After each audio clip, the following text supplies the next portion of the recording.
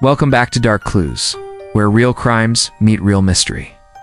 Tonight, we follow the chilling trail of a young woman who vanished without a trace after a quiet car crash on a snowy road.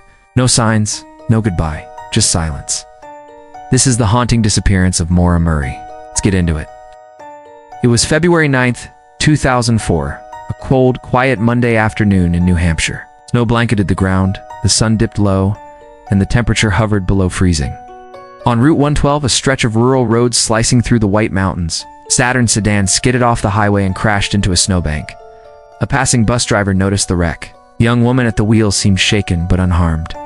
She declined offers of help, insisting she'd already called roadside assistance.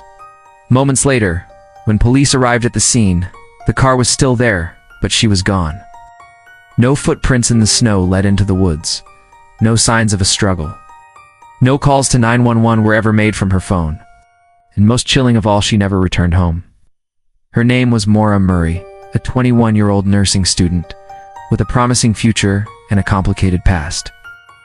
And her disappearance remains one of the most haunting, unsolved mysteries in America. Maura wasn't just a college student. She was a former West Point cadet, a talented runner, and an academic achiever.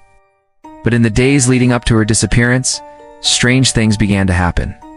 She emailed professors that she'd be out for a week due to a death in the family lie. There had been no death. She packed her belongings neatly in her dorm, placing everything in boxes and removing photos from the walls. She even ordered accident reports from a prior car crash. Then, she withdrew nearly all her money from the bank, bought alcohol, and hit the road. She told no one where she was going. Maura's car crash in Haverhill, New Hampshire was her last confirmed sighting.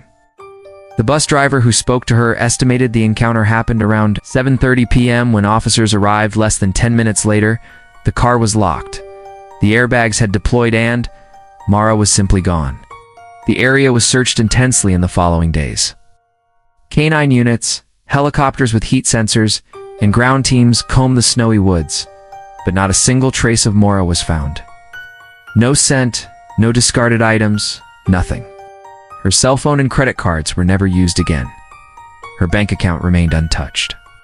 What could have happened in such a short window? How does someone vanish in less than 10 minutes? As hours turned into days and days into weeks, Maura's disappearance began to attract national attention. What began as a missing person case quietly filed away in a rural town soon spiraled into one of the most talked about mysteries in the country. But with that attention came theories, some grounded in fact, others fueled by fear, speculation, and the internet's endless appetite for dark puzzles. One theory was simple: Maura walked away. Some believed she staged her own disappearance, hoping to escape pressure from school, family, and her complicated relationship with her boyfriend. They pointed to the email she sent to professors, the boxes she packed in her dorm, and the fact that she withdrew most of her money and stocked her car with alcohol. Maybe she had reached a breaking point. Maybe she just wanted to disappear. But if she planned to vanish, why crash the car? Why bring no winter gear? Why choose a freezing, desolate area miles from any shelter?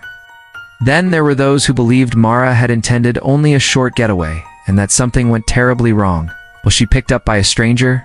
Was she the victim of foul play? Or did she flee into the woods and succumb to the brutal elements of the New Hampshire winter? There were no signs of a struggle. No blood in the car. No footprints leading away. But there were strange clues, fragments that didn't quite add up. The car had wine stains inside, an empty box of wine on the floor, and her favorite stuffed animal was left behind. Her cell phone, bank cards, and IDs were gone, and although her scent was tracked by dogs briefly down the road, it vanished without a trail. In the years that followed, sightings were reported across the country, but none were ever confirmed. Online forums exploded with amateur sleuths dissecting every detail of the case. They pored over phone logs, interviewed witnesses, and mapped possible routes. Some even accused the bus driver or pointed fingers at locals, suggesting cover-ups and conspiracies. But the deeper people dug, the murkier the mystery became. Maura's family never gave up.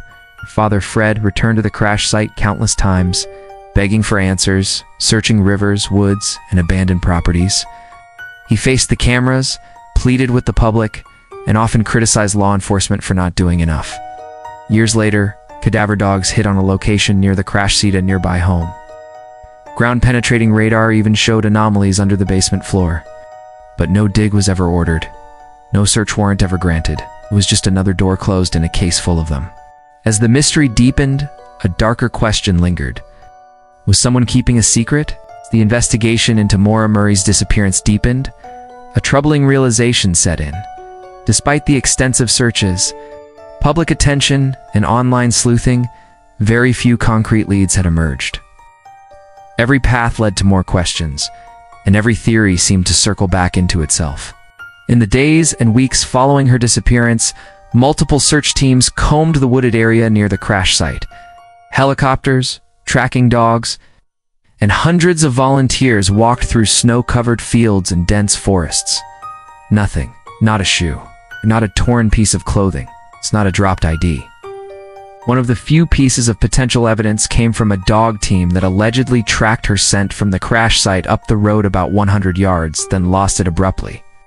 Some investigators speculated this meant she got into a vehicle, possibly a passerby offering help, or someone she had arranged to meet.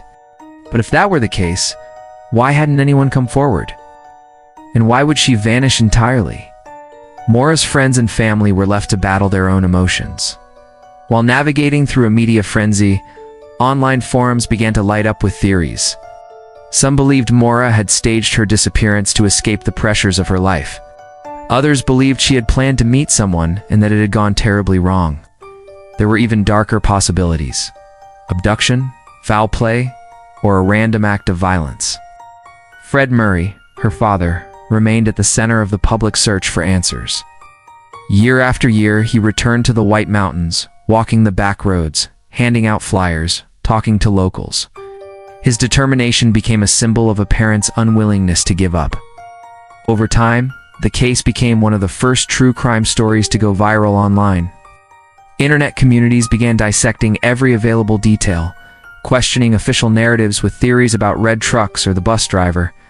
But they also introduced a layer of noise and misinformation that muddied the waters. Years after Maura's disappearance, a chilling clue surfaced. In 2017, a home just a few miles from where she vanished became the center of a renewed search effort. A cadaver dog reportedly picked up a scent in the basement. Ground-penetrating radar showed a possible disturbance beneath the concrete. Maura's father was hopeful could this be the breakthrough they were waiting for. But police didn't act right away, claiming they didn't have enough probable cause.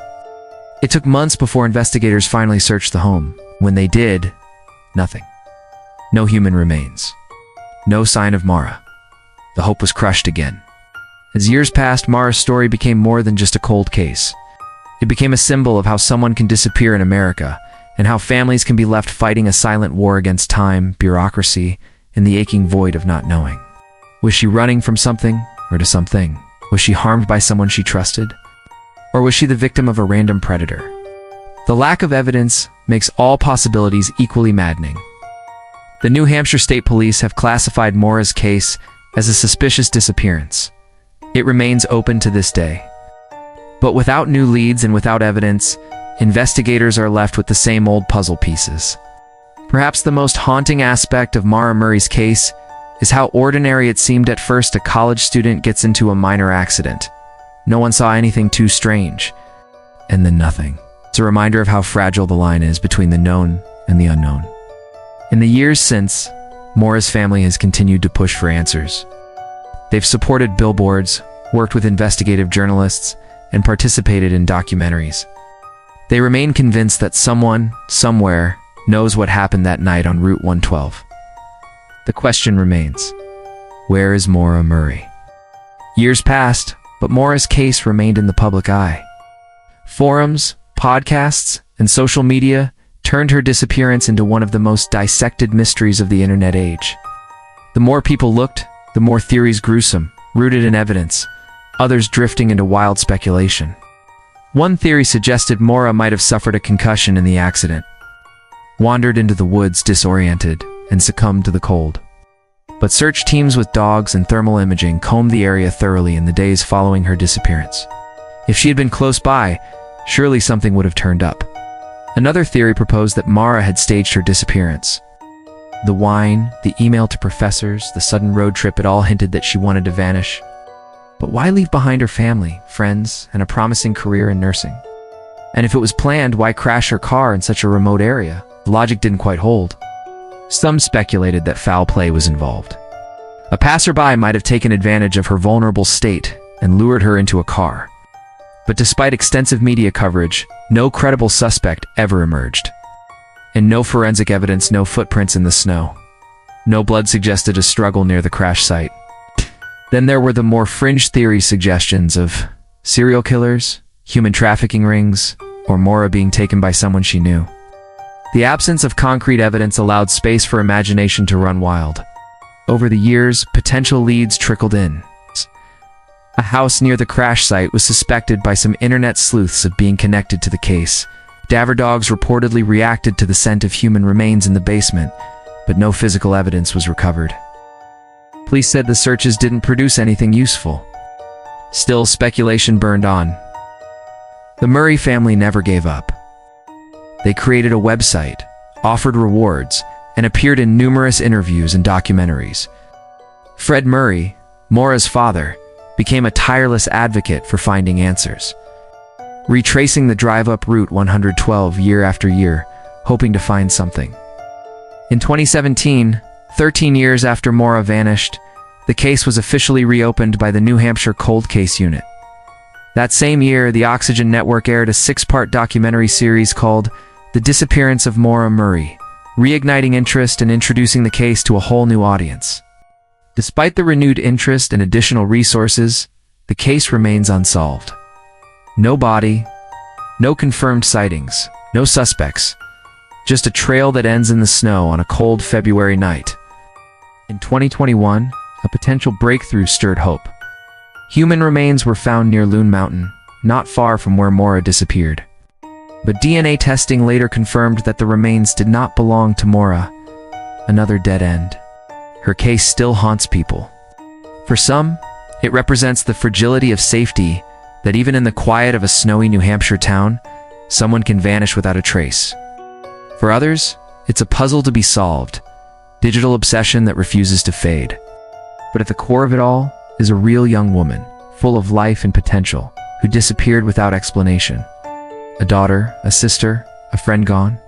To this day, Maura Murray's family continues to search for closure. They hold on to hope, no matter how faint. They believe someone knows something. That after all this time, a piece of the truth still exists, waiting to be found. If you have any information about the disappearance of Maura Murray, you're urged to contact the New Hampshire Cold Case Unit. Even the smallest detail could be the missing piece, because stories like this don't end, they just go quiet, waiting for someone to bring them back into the light. If this case pulled you in like it did us, don't forget to like, subscribe, and hit the bell so you never miss another mystery. What do you think really happened that night on Route 112? Drop your thoughts in the comments below. Stay alert, stay skeptical, and keep questioning the quiet places. This is Dark Clues, signing off.